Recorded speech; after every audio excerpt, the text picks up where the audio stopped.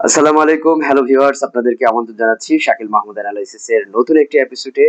মূলত ইরান এবং ইসরায়েল এবং যুক্তরাষ্ট্রের যে সাম্প্রতিক যুদ্ধ পরিস্থিতি সেটা কোন দিকে যাচ্ছে এবং সবশেষ কি অবস্থা দাঁড়াচ্ছে সেটা নিয়েই মূলত আপনাদের সঙ্গে আজকে শাকিল মাহমুদ অ্যানালাইসিস আলোচনা করতে চাই।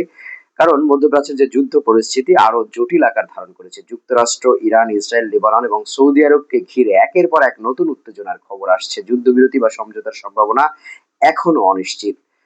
মার্কিন প্রেসিডেন্ট ডোনাল্ড ট্রাম্প বলেছেন যে ইরানের সঙ্গে চলমান যুদ্ধ বন্ধে আলোচনায় তিনি কোনো ধরনের ছাড় দিতে প্রস্তুত নয়।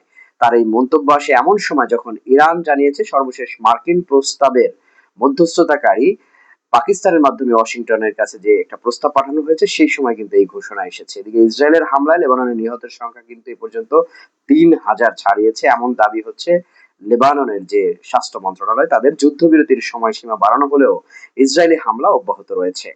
গাজা অবরোধ ভাঙতে যাওয়া ত্রাণবাহী নৌবহরকেও বাধা দিচ্ছে ইসরায়েল। ইসরায়েলি নৌবাহিনী গাজামুখী একাধিক জাহাজ আটক ও জব্দ করা শুরু করেছে বলে জানা গেছে। অন্যদিকে সৌদি আরবে ড্রোন হামলার ঘটনা তদন্ত শুরু করেছে ইরাক।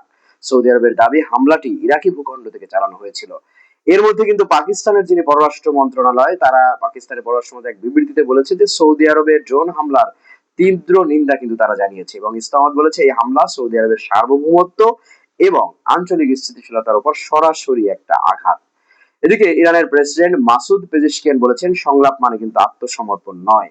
সামাজিক যোগাযোগ মাধ্যমে এক্সে তিনি লিখেছেন ইরান মর্যাদা, ক্ষমতা এবং জাতীয় অধিকার সংরক্ষণ করেই আলোচনায় অংশ নেয়। এর মধ্যে লেবাননের যে সশস্ত্র গোষ্ঠী হিজবুল্লাহ তারা দাবি করেছে তারা পশ্চিমাঞ্চলীয় আকাশসীমায় একটি ইসরায়েলি যুদ্ধ বিমানের দিকে সারফেস টু এয়ার ক্ষেপণাস্ত্র ছুড়েছে।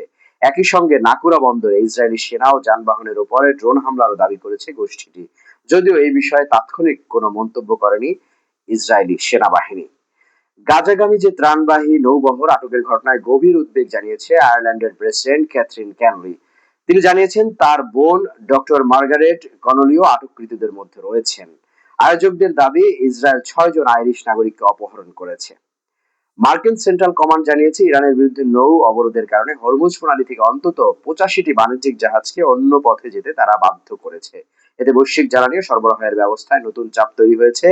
এর মধ্যে কিন্তু আবার জার্মান পররাষ্ট্রমন্ত্রী জোহান ওয়াডেফুল বলেছেন ইরান এবং ইউক্রেন যুদ্ধের মতো সংকট নিরসনে তুরস্ক গুরুত্বপূর্ণ ভূমিকা রাখতে পারে।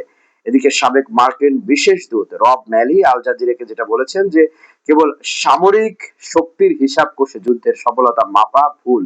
তার মতে যুক্তরাষ্ট্র ইরানের স্বার্থকে সম্মান করে একটি রাজনৈতিক সমঝোতা এই যুদ্ধের একমাত্র সমাধান। মধ্যপ্রাচ্যের এই বহুমাত্রিক সংকট কোথায় গিয়ে থামে তা নিয়ে রয়েছে আন্তর্জাতিক